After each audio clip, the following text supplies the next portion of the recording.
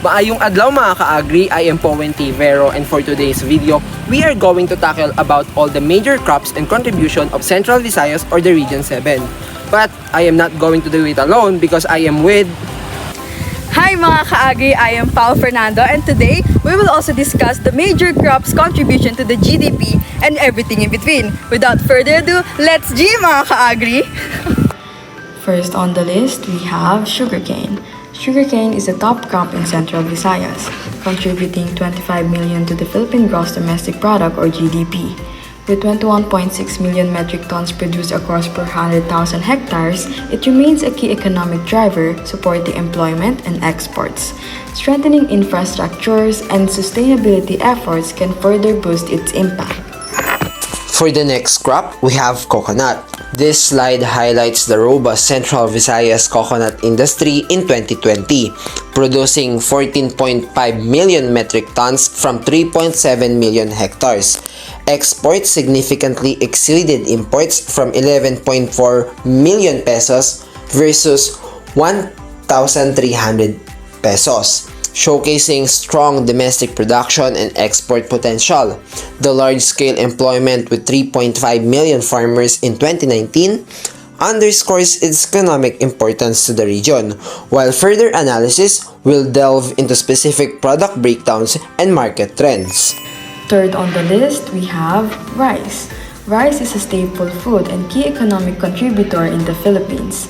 In 2020, production reached 19.3 million metric tons across 4.7 million hectares, valued at 319.6 billion.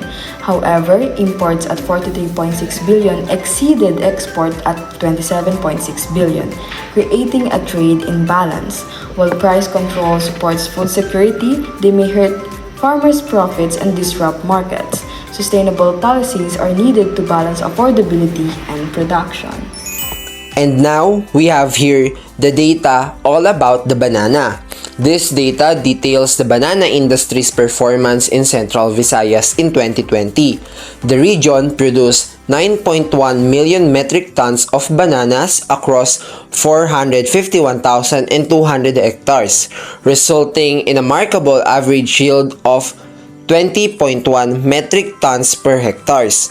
The total value of production reached a substantial 212.1 billion pesos, with exports contributing 81.6 billion pesos and imports totaling 4.1 million pesos. This slide showcases the significant economic contribution of banana cultivation in Central Visayas or the Region 7, highlighting the high productivity and substantial export revenue. The types of bananas produced include Lakatan, Cavendish, and Saba. Fifth on the list, we have corn. Corn is a vital crop in Central Visayas and the Philippines, driving food security and economic growth. In 2023, production reached 8.41 million metric tons valued at 160 billion.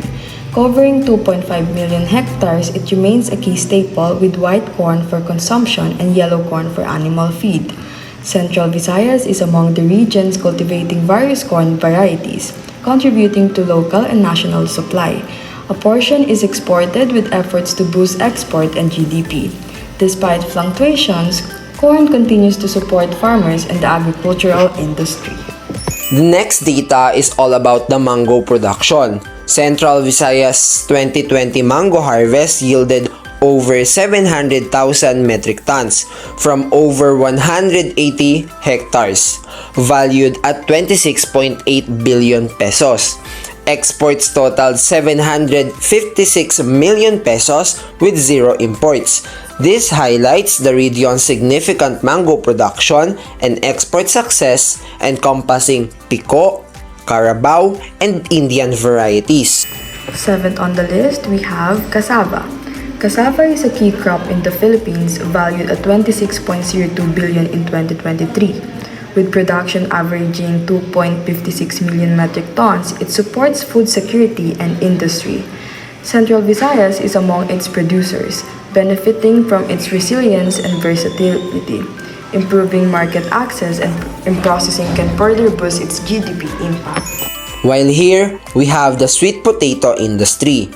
In 2020, Central Visayas sweet potato industry produced over 546,000 metric tons from 83.7 thousand hectares, achieving a 6.53 metric tons per hectares yield and generating 10.7 billion pesos in value.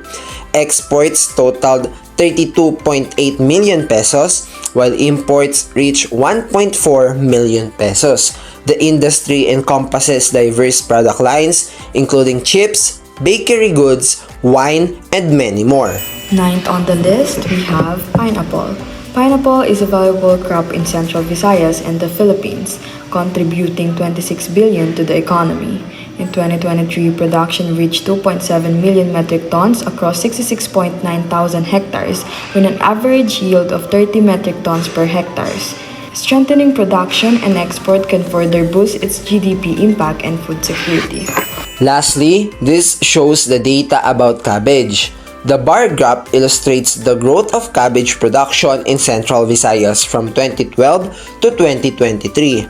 A consistent upward trend is observed, indicating a sustained increase in yield over the period. The visual representation clearly demonstrates positive growth, with production levels significantly higher in 2023 over the past 11 years. And that concludes our video presentation about the major crops and contribution of Central Visayas or the Region 7, mga ka-agri.